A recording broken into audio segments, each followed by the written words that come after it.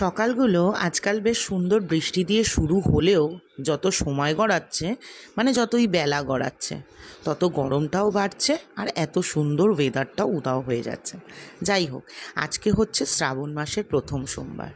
সকাল সকাল যখন ঘোলায় বাজার করতে গিয়েছি, গিয়ে দেখি ঘোলা কালী মন্দিরে সুন্দর পুজো হচ্ছে। একবার তোমাদেরকেও মায়ের দর্শন করিয়ে দিলাম। এসছিলাম ফলের আর মিষ্টির বাজার করতে। আমি আজ উপোস করেছি, তবে উপোস কীরকম করেছি জানি না। আমি উপোস করি নিজেকে সংযত করার জন্য, মানে ওই ঠাকুর কিভাবে পুজো দিতে হয়, কিভাবে বাবার মাথায় জল ঢালতে হয়, কীরকম কী নিয়ম আছে, এত কিছু আমি জানি না এবং সত্যি কথা বলতে জানতেও চাই না। আমি শুধু একটাই জিনিস জানি, আমি ঠাকুরকে মন থেকে ভালোবাসি এবং এই মন থেকে ভালোবাসাটাই আমার কাছে অনেক বড় বিষয়। আগের দিন কী খেয়ে সংযম করলাম বা পরের দিন কী খেলাম বা সেদিন কী খেলাম সেটা বিষয় নয়, ঠাকুরকে পাওয়ার জন্য নিজের মনটাকে কতটা সংযত করতে পেরেছি, আমার কাছে উপোস করার মানেই হচ্ছে এটা। তো আমার উপোসটা ছিল ওই সকালবেলা যতক্ষণ ঠাকুরকে না জল ঢালছি ততক্ষণ আর জল ঢল খাইনি, কারণ এই ছোটোবেলা থেকেই জল না খেয়ে জল ঢালা বা জল না খেয়ে উপোস করার এটা একটা অভ্যাস হয়ে গেছে। তারপরে তোমার পুজো টুজো হয়ে যাওয়ার পরে একটু ফল মিষ্টি খেয়েছিলাম। ঠাকুরের মাথা ওই দুধ, গঙ্গা জল, একটুখানি মধু, ঘি আর একটু কালো তিল দিয়ে বাবার মাথায় ঢেলেছিলাম। আর এখানে এই যে পুজো কমপ্লিট হয়ে গেছে, সামনে একটা ঘিয়ের প্রদীপ দিয়েছিলাম। তোমরা কারা কারা শ্রাবণ মাসের চুড়ি পরেছো গো? সবুজ চুড়ি আমি পরেছি, বেশ ভালো লাগছে। কিন্তু চলো এবার একটু মোহরের পুজোটা দেখে নাও। আমরা সবাই ঠাকুরের মাথায় জল ঢেলেছি। ওর একটু ওম নমঃ শিবায় মন্ত্রটা তোমরা শুনে নাও তো মিষ্টি মুখে। ওম নমঃ শিবায়, ওম নমঃ শিবায়।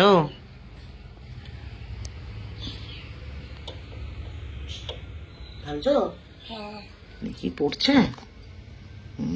রাস্তায় পড়ে গেছে দুধ। ঠিক আছে, চলো। হলো আমার পুজো করা, পুজো টুজো করলাম, মোহর জল ঢাললো, আমি একটা মিষ্টি খেয়ে জল খেয়েছি। এখন আর কিছু করার নেই, একটু শুয়ে থাকি, আর কিছু খাবো না। বিকেলবেলা সন্ধ্যা বাবা খালি গায়ে এসো না, ও মিষ্টি খাচ্ছে।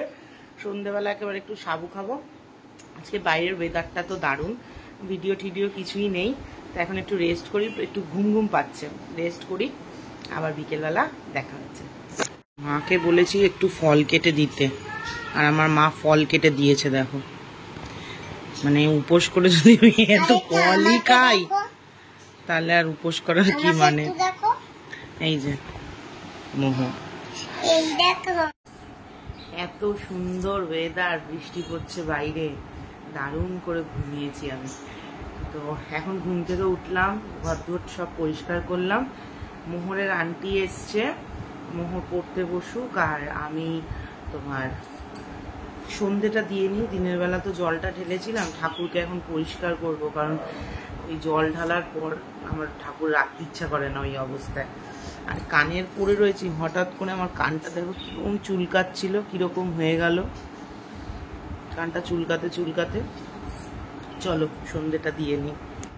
সন্ধ্যে দিতে বসে সবার আগে একটুখানি ঠাকুরকে পরিষ্কার করে নিলাম, কারণ ওই দিনের বেলা জল ঢল ঢেলেছিলাম না, দুধ যেগুলো দেওয়া হয় ওগুলো পচে গেলে কেমন একটা গন্ধ লাগে না, তো সেই কারণে আমি ওই নীল ষষ্ঠীতেও তাই করি, ঠাকুরকে একটু পরিষ্কার করে নিই।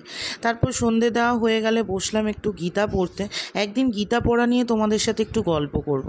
যারা তোমরা এখনও গীতা পড়া শুরু করোনি তারা অবশ্যই শুরু করো। তো ওই যে সন্ধ্যে টন্ধে দিয়ে আসলাম, খিদে টিদে পাইনি আমি। এখানে একটুখানি খাচ্ছি হচ্ছে গিয়ে বোঁদে আর টক দই, যেটা আমার খেতে ভীষণ ভাল লাগে।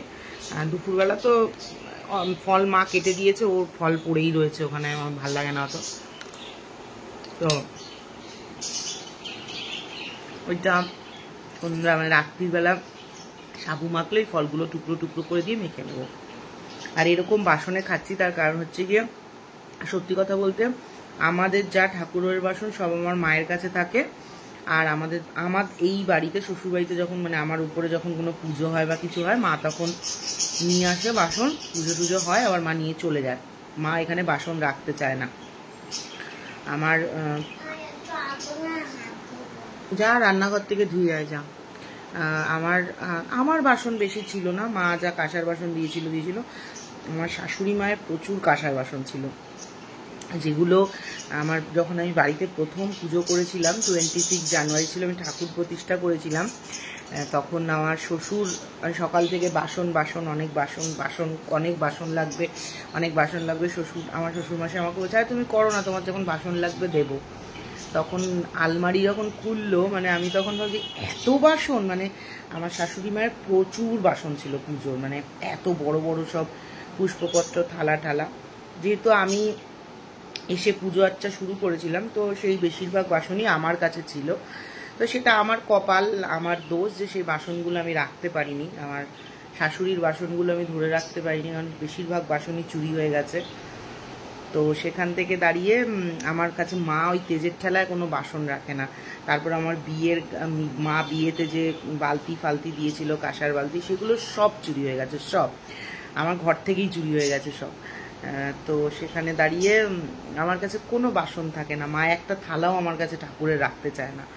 তো সেই কারণে এই যে সেদিনকে এই বাটিগুলো তোমার ফ্লিপকার্ট থেকে অর্ডার করেছিলাম, 4টে সেট, একটা ইউজ করেছি, 3টে ছিল, আর এই বাটিতেই এখন আমি খাচ্ছি, কি করব।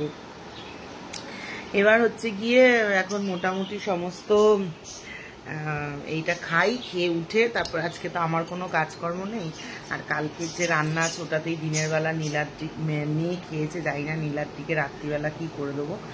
ইচ্ছা আছে মাকে একটুখানি ডাকবো সাবুটা মাখার জন্য, আমি খুব একটা ভালো সাবু মাখতে পারি না, মানে মাখিনি কোনোদিন। চলো খাওয়া দাওয়া করি, এইটা খেয়ে। আর তোমার কোনো কাজ নেই আজকে? কালকে থেকে আবার সকালবেলা মোহরের স্কুল আছে। টক দই দিয়ে বোঁদে খেয়ে যাবো, হেভি ভালো লাগে খেতে, খেয়ে দেখবে। দাঁড়াও দেখাচ্ছি, এই হচ্ছে আমার বোঁদে আর টক দই। আমার বাবা ছোটবেলায় খুব খাওয়াতো।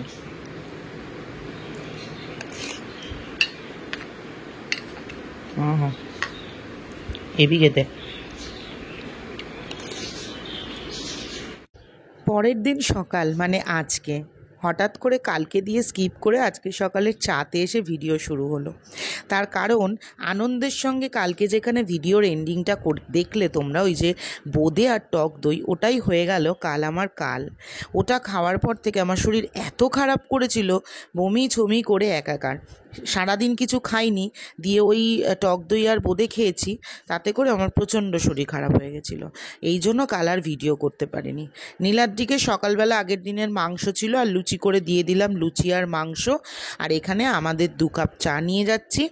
এই চাটা খাবো, খেয়ে ঘর দুয়ার পরিষ্কার করে রান্নাবান্নার কিছু আয়োজন করে আজ মোহরকে আনতে যাব। স্কুলে গিয়ে একটুখানি কথা আছে স্কুলের অন্যান্য বাচ্চাদের মায়েদের সাথে, তারপর দেখছি মোহরের স্কুলে কি করা যায়। সেই কারণেই আজকে সকালবেলা উঠে, অন্যান্য দিন যেমন মোহর চলে গেলে 8 ঘন্টার একটা ন্যাপ বা একটুখানি বলতে পারো আমি একটু এনার্জি নেওয়ার জন্য শুয়ে থাকি, তবে আজ আর সেটা করিনি। আজ উঠেই কাজকর্ম করতে লেগে গেছি। আগে ওই ঘর দোরগুলো পরিষ্কার করে এই ঘরটা পরিষ্কার করে নিলাম, দিয়ে মাছগুলো আজ এই সকালবেলা ঘুম থেকে উঠেই একবারে বের করে নিয়েছি। আগের দিন মানে পরশু দিনের মাংস নিয়ে আমার খুব ঝামেলা হয়েছে। আগের দিন যে ইলিশ মাছ কেটেছিলাম না, তার মধ্যে থেকে এই কটা ইলিশ মাছ পড়ে রয়েছে। এটা দিয়ে আজকে একটু সর্ষে বাটা করব, লোটে মাছের ঝুরি করব, পমফ্রেট মাছের পাতলা ঝোল করব, একটুখানি ঝিঙে পোস্ত করব, আর ইলিশ মাছের মাথা দিয়ে মুগ ডালটা আছে, ওইটা দিয়ে মায়ের ভিডিও হয়ে যাবে। ইচ্ছে আছে এখনও পর্যন্ত ঝিঙের খোসাটা বাঁটবো, তবে মনে হয় না অতগুলো কিছু রান্না করতে পারবো। আর কাজের সময় দেখো, একটা ঝুড়ি বার করতে গিয়ে কালকের একটুখানি ভাত ছিল দিনের বেলা, মারা আর মেয়ে খেয়েছিল, ওটার উপরে পড়লো, আর পুরো রান্নাঘর আমার ভাত হয়ে গেল। এখন এটাকে পরিষ্কার করতে হবে। তো এর মধ্যে আমি এইটা বসিয়ে দিয়েছি, তোমার লোটে মাছটা। আর লোটে মাছটা বসিয়ে তোমার এই ঝিঙেটাকে কেটে, ঝিঙের মানে চোকলাগুলোকে আলাদা করে রেখে, লোটে মাছটা সিদ্ধ হয়ে গেলে ওটা ছেঁকে রেখে তারপর মোহরকে নিতে যাব। মোহরকে নিয়ে আসে তারপর বাদবাকি রান্নাবান্নাগুলো করব। এই যে এইখানে দেখো মোটামুটি লোটে মাছটা সিদ্ধ হয়ে গেছে। লোটে মাছের ঝুড়িটাই আমরা সকলে ভালো খাই, তবে আমি আবার ঝোলটাও ভালো খাই। তো মোহরকে নিয়ে বাড়িতে চলে এসেছি, চলো রান্না শুরু করে দিই। সবার প্রথমে লোটে মাছের ঝুড়ি করছি, তবে আজকে লোটে মাছের ঝুড়িটাতে তেলটা মশলাটা দুটোই একটু কম দিয়েছি। ইচ্ছে করেই কম দিয়েছি। আর এই যে তেল মশলাটা একটু কম দিয়েছি, তার ডিফারেন্সটা তোমরা আমার আগের দিনের লোটে মাছ আর আজকের লোটে মাছ দেখলেই বুঝতে পারবে। পেঁয়াজটাকে ভেজে তারপর একটু আদা রসুন বাটা দিয়ে সিদ্ধ লোটে মাছটাকে দিয়ে দিলাম। এরপর এটাকে ভালো মতো নাড়বো, নেড়ে এর মধ্যে জিরের গুঁড়ো, ধনের গুঁড়ো, লঙ্কার গুঁড়ো আর একটু টমেটো সস দিয়ে তারপর যেমন করে আমি মিক্সচারটা করি ওটা দিয়ে ভালো মতো কষিয়ে নিয়ে অল্প একটু জল দেবো। এক একজন লোটে মাছ করে পুরো ঝুরঝুরে হয়, আমার ওই রকম ঝুরঝুরে মাছ খেতে কি ইচ্ছে করে। আমার বাবা করতো ওই রকম, আমার বৌদিও মনে হয় করে, তবে আমি কখনো খাইনি ওই রকম লোটে মাছের ঝুরি। বাবা চলে যাওয়ার পর থেকে আমি ওইরকম লোটে মাছের ঝুরঝুরে একদম খাইনি। বেশ খেতে ইচ্ছে করে, একদম পুরো ঝুরঝুরে হয় না ওই রকম। আমারটা ওই রকম হয় না, আমারটা একটুখানি মাখা মাখা মতনই হয়। আজকে মশলাপাতিগুলো সবই মোটামুটি কম দিয়েছি। এই তো মোটামুটি কষানো হয়ে গেছে। এরপরে একটুখানি নুন আর একটুখানি মিষ্টি দিয়েছিলাম আর একটু টমেটো সস দিলাম। একটু টমেটো দিলে এইটার মধ্যে, এই লোটে মাছের ঝুড়িতে একটু গোটা টমেটো দিলেই বেশি ভালো লাগে, কিন্তু কি করা যাবে যেহেতু নেই আর। তো এই তো লোটে মাছটা মোটামুটি রেডি হয়ে গেছে। আর পমফ্রেট মাছটার একদম পাতলা, কী করবো বলো তো, আলু দিয়ে, কালো জিরে দিয়ে আর একটু কাঁচা লঙ্কা দিয়ে ঝোল করব। নামানোর আগে একটু ধনে পাতা দিয়ে দেবো। আজকে মনে হচ্ছে যেন, সত্যি কথা বলছি, মানে অনেক সকালবেলা উঠে শুইনি তো, মনে হচ্ছে যেন কাজে এনার্জি রয়েছে। অথচ আমার মনে হয় যে আমি যদি কন্টিনিউয়াসলি কাজ করতে থাকি তাহলে এনার্জিটা থাকে না। কেন বলো তো? কারণ আমি ওই সকালবেলা উঠে এই রান্নাবান্নাটা করে যদি জিমে যাই না, তখন আর এনার্জিটা থাকে না। কিন্তু এই যে রান্না বান্না করছি, দুপুরে একটু শোবো ঠোবো, তাতে আর আমার মনে হচ্ছে যেন প্রবলেম হচ্ছে না। সবটাই ওই মনের ব্যাপার। তো এখানে পমফ্রেট মাছের ঝোলটা হয়ে গেছে। এরপর চলে এলাম ইলিশ মাছের সর্ষে বাটা করতে। আজকের ইলিশ মাছের সর্ষে বাটাতে 2 পিস মাকে দিয়ে বাকি 2 পিস নীলাদ্রির জন্য রেখে দেব। কারণ আমরা ভিডিও করি তো, নীলাদ্রির মানে কপালে মনে হয় ইলিশ মাছ জুটছেই না। মানে কি হয় বলো তো, ওই যে গরম গরম ভাতে ইলিশ মাছ, ও ছেলেটা অনেক দিন ধরে ওই জিনিসটা মিস করছে। তাই আমি বলেছি এই বৃহস্পতিবার দিনকে তুমি ইলিশ মাছ নিয়ে আসবে, আমি গরম গরম তোমায় রান্না করে দেবো। হয় রাত্রিবেলা এসে ভাত দিয়ে খাচ্ছে, সেই মজাটাও পাচ্ছে না।